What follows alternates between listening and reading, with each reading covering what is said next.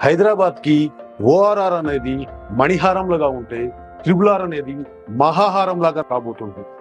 ఇలాంటి ట్రిబుల్ ఆర్కి అతి దగ్గరలో వచ్చే ప్రాజెక్ట్స్లో మాత్రం ఖచ్చితంగా ప్లాట్స్ కొనడం మిస్ కావద్దు. ఎందుకంటే ఇక్కడ స్పాన్ ఆఫ్ 3 to 4 yearsలో మనం పెట్టిన పెట్టుబడి డబుల్ కాబోతుంది. దీని జగమెరిగిన సత్యం. కానీ మనం ఏం చేస్తున్నాము, హైదరాబాద్కి దూరంగా ఉన్నాయని చెప్పేసి కొనడం అనేది ఆలోచిస్తున్నాము. ఎప్పుడు పెట్టుబడి పెట్టాలి, ఇది సరైన సమయమా కాదా అని ఆలోచిస్తున్నాము. కానీ హైదరాబాద్లో పెట్టుబడి అనేది నౌ ఆర్ నెవర్, ఇప్పుడు కాకపోతే మరి ఎప్పుడు కాదు. పూర్తి వివరాలకు సంప్రదించండి. ఓం మహాగణాధిపతయే నమః. ఓం గురుభ్యో నమః. ఓం శ్రీమాత్రే నమః. పరమేశ్వర స్వరూపమైనటువంటి జ్యోతిష, వాస్తు మరియు ఇతర అనేకమైనటువంటి శాస్త్రములను మనకు అందించినటువంటి మహర్షులకి నమస్కారం.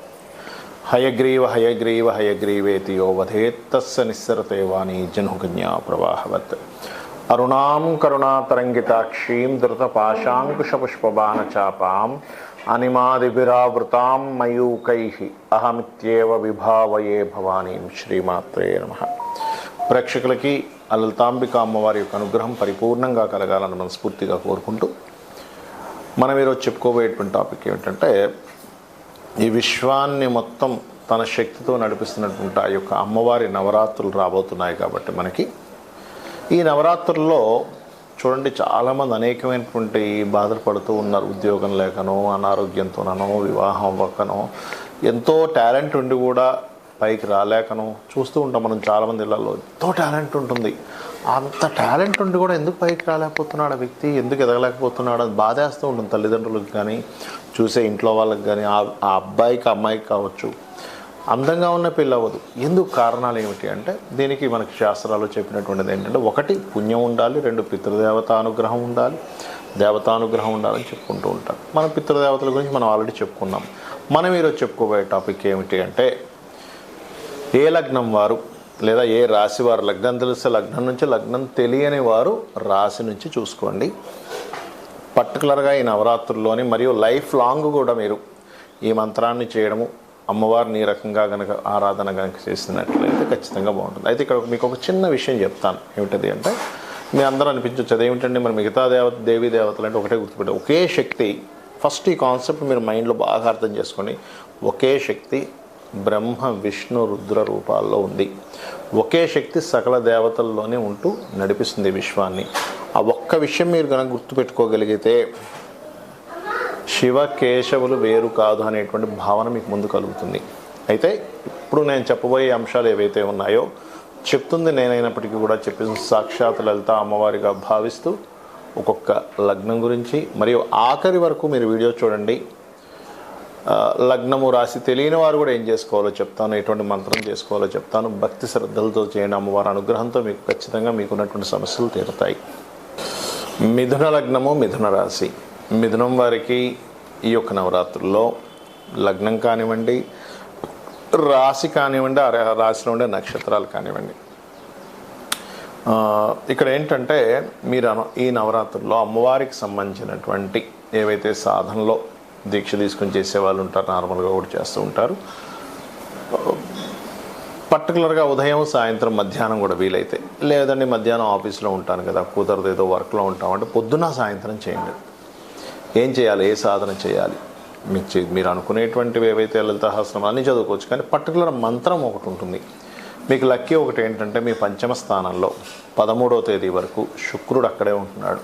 సో శుక్రుడు కనుక పంచమ స్థానంలో ఉన్నప్పుడు చేసేటువంటి సాధన తొందరగా కనెక్ట్ అవుతుంది మీకు. అదొక అదృష్టం అనుకోండి. ఈసారి పంచమ స్థానంలో శుక్రుడు ఉన్నాడు మిథునం వారికి. అంటే సాధన చేసేటువంటి దానికి ఆ గ్రహం సాధకుడికి సహకరించడానికి గ్రహం అక్కడికి వచ్చింది.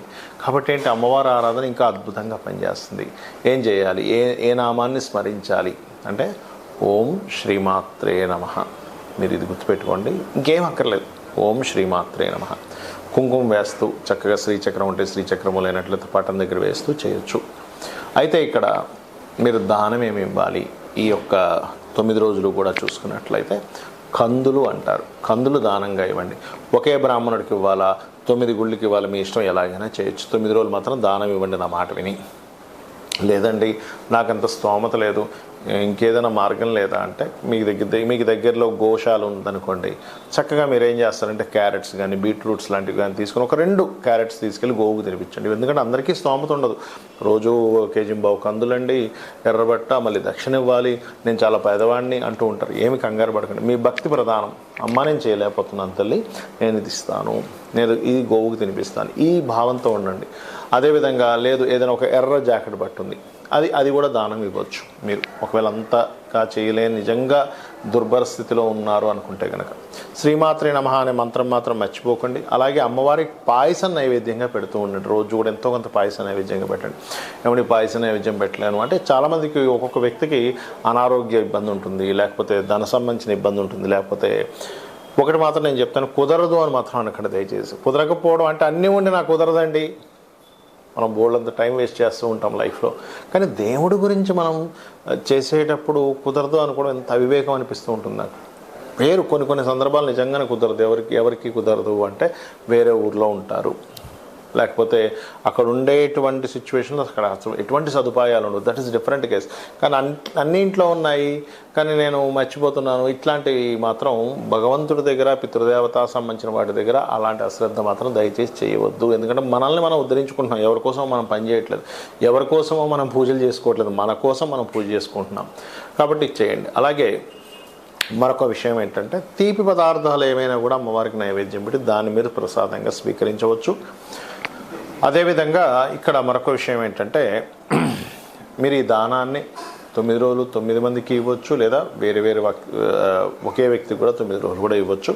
మీరు ఈ మంత్రం మాత్రం శ్రీమాత్రే నమః మీకు 1 గంట సేపు కూర్చొని చేయడం, పొద్దున్న సాయంత్రం మధ్యాహ్నం, కుదరలేదు ఉదయం సాయంత్రం అయినా చేస్తూ, మిగతా సమయాల్లో మైండ్లో తిరగవచ్చు, తప్పేం లేదు. మనసులో అలా తిరుగుతూ ఉందండి నాకు, ఇంకా అద్భుతమైన ఫలితాలు ఇస్తుంది. రాత్రిపూట మాత్రం మిస్ అవ్వకండి చేయడం. అంటే ఆఫ్టర్ 6:37 తర్వాత, రాత్రి అంటే అర్ధరాత్రి అప్పుడు కాదు, చేయండి. ఖచ్చితంగా అమ్మవారి అనుగ్రహంతో మీ యొక్క జీవితం మారుతుంది. చాలామందికి ఏంటంటే లగ్నం కానీ రాశి కానీ నక్షత్రం కానీ ఏమీ తెలియదు. అలాంటి వాళ్ళు ఏం చేయాలి బాగా అర్థం చేసుకోండి. ఫస్ట్ విధానం తెలుసుకోండి. అమావాస్య రోజు మధ్యాహ్నం పూట హవిస్సాన్నము అంటారు, లేదా నెయ్యి కలిపినటువంటి అన్నాన్ని భుజించమని చెప్పింది శాస్త్రం. రేపటి నుంచి నవరాత్రులు అనుకుంటే ముందు రోజు గుర్తుపెట్టుకోండి. అదేవిధంగా రాత్రిపూట పలహారం మాత్రమే తీసుకోవాలి, ఫుల్గా భోజనం చేయకూడదు. ఇది విధానం. నెక్స్ట్ డే నిద్ర లేచినప్పుడు ముందే అమావాస్య రోజు అన్ని సామాగ్రి తెచ్చుకోవాలి. ఏమేమైతే మనం పూజ చేయడానికి కావాలో అవన్నీ సామాగ్రి తెచ్చుకోవాలి. తర్వాత రోజు ఏంటంటే చక్కగా మీరు అంటే పువ్వులు ఇలాంటివి ఏ రోజుకి ఆ రోజు కొనుక్కోవచ్చు. చక్కగా మీరు అలంకరణ చేసుకొని మీ యొక్క పూజా మందిరంలో వేప మండలు, అదేవిధంగా మన అరటాకులతో కూడా కొంతమంది అలంకరణ చేసుకుంటారు. బట్ ఇక్కడ ఏంటంటే మామిడి ఆకులు వేప మండలతో అలంకరణ చేసుకోవచ్చు, పుష్పాలతో కూడా అలంకరణ చేసుకోవచ్చు. మీ యొక్క మందిరాన్ని చక్కగా పీట వేసి కలశం పెడతారు.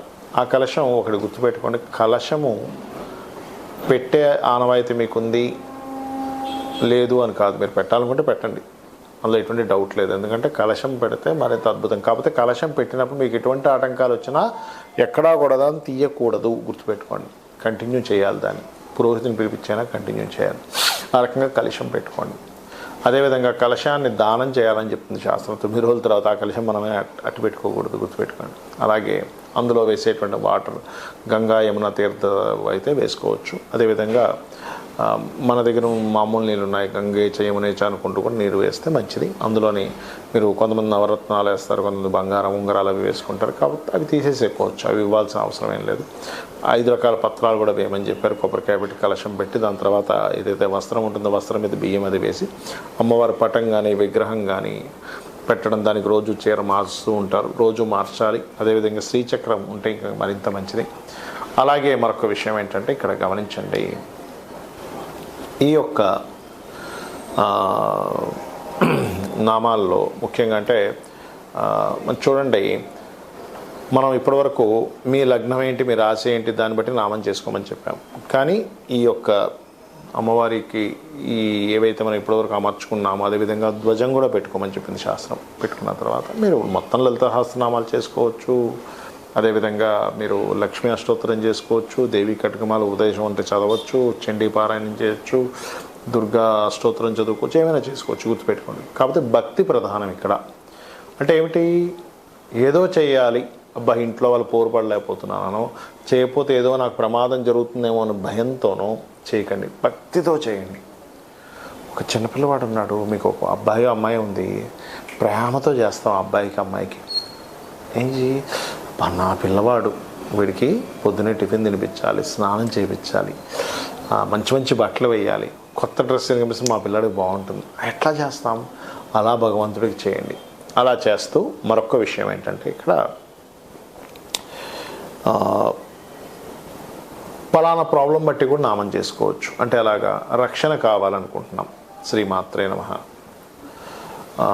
ఏమి దిక్కుతోచట్లేదు, శ్రీమాత్రే నమః చేసుకోవచ్చు. లేదు ఏదో ఫియర్ ఉంది, నాకు ధైర్యం పెరగాలి, ఓం కనకాంగద కేయూరు కమనీయ భుజాన్వితాయ నమః. పిల్లలు చదవట్లేదు, ఒక మంత్రం చేసుకోవాలనుకుంటున్నారు మేము, ఓం శుద్ధ విద్యాంకురాకార ద్విచపంక్తి ద్వయోజ్వలాయ నమః. ఉద్యోగం రావాలి, ఓం శ్రీమాత శ్రీ మహారాజ్ని శ్రీమత్ సింహాసనేశ్వరి నమః చేసుకోవచ్చు. లేదా ఓం మాణిక్య మకుటాకార జానుద్వై విరాజితాయ నమః చేయవచ్చు. కాకపోతే గంట సేపు చేయండి అన్నమాట విని.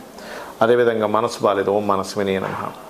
లేదు పనులు సగంలో ఉండి ఆగిపోతున్నాయి, ఓం అష్టమీ చంద్ర విభ్రాజ అలికస్థల శోభితాయే నమః. లేదంటే హెల్త్ ఇష్యూస్ బాగా ఉన్నాయి, అలాంటి వారు చేయవలసింది ఏంటంటే, ఓం సర్వవ్యాధి ప్రశమని సర్వమృత్యు నివారిణి అగ్రగణ్య అచింత్య రూపా కలికల్మషనాశినే నమః. అదేవిధంగా వివాహం అవ్వట్లేదు, ఓం కామేశబద్ధ మాంగళ్య సూత్ర శోభిత కందరాయే నమః. వివాహం అయిందండి కానీ మా ఇద్దరి మధ్య సఖ్యత లేదు, ఓం శివకామేశ్వరంకస్త శివా స్వాధీన వల్లభాయే నమః చేసుకోండి. ఇలా ఒక్క నామం కదా, మనం లలిత సహస్రనామాల్లో ప్రతి నామానికి అర్థాన్ని, దానివల్ల వచ్చేటువంటి ఫలితాలు మనం చెప్పాము. కాబట్టి ఇలా చేసుకోండి. అప్పులు ఎక్కువగా ఉన్నాయనుకుంటే ఓం అపర్ణాయే నమః అని నామం చేసుకోండి. సంపదలు కావాలి అనుకుంటే ఓం సంపత్కరీ సమారూఢ సింధుర వ్రజ సేవితాయే నమః అని నామస్మరణ చేయండి. భక్తిగా ఈ 9 రోజులు మీరు చేసుకోండి. ఇంకొకటి ఏంటంటే, దేశీవాలి గోవు పెట్టండి, జెర్సీ ఆవుకు ఒక జంతు ప్రేమికుడిగా పెట్టుకోండి, తప్పులేదు. కానీ మీకు దోషం పోవాలంటే దేశీవాలి గోవుకు తినిపించండి. కొంచెమే పెట్టండి, ఎక్కువ పెట్టాల్సిన అవసరం ఏం లేదు. ఎక్కువ తినేసింది, ఆల్రెడీ తినలేకపోతుందా అట్లా ఇంకొకకండి, అక్కడ పెట్టేసి వెళ్తే తర్వాత అయినా తింటుంది అది. అలాగే మరొక విషయం ఏంటంటే, ఇల్లు శుభ్రంగా ఉండేలా చూసుకోండి. దీక్ష తీసుకుంటున్నాను 9 రోజులు అనుకునేవారు చాప వేసుకొని కిందన పడుకోండి. 9 రోజులు గోర్లు కత్తిరించుకోవడము ఇట్లాంటివి చేయకండి. దీక్ష తీసుకున్నవారు వేరేవారు కాదు. ఇవి చేయండి, 9 రోజులు ఆరాధించండి. మీకు ఖచ్చితంగా అమ్మవారి అనుగ్రహంతో మీ పూర్వజన్మ కర్మ తొలగిపోయి పుణ్యము సంపాదించుకొని మీరు ఇక్కడి నుంచైనా బాగుండాలని మనస్ఫూర్తి కోరుకుంటూ శ్రీమాత్రే నమః.